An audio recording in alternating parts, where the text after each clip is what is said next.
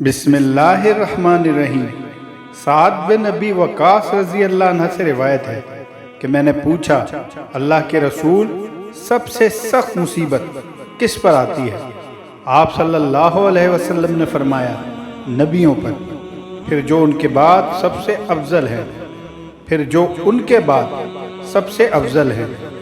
बंदे पर उसके दीन के मुताबिक आजमाइश आती है। अगर वो अपने दीन और ईमान में मजबूत हो तो उसकी आजमाइश भी सख्त होती है। अगर उसका ईमान नरम हो तो उसके ईमान के मुताबिक आजमाइश आती है।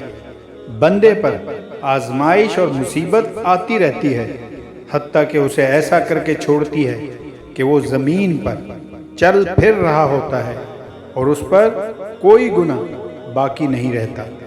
सुनन इब्ने माजा, हदीस नंबर 4023।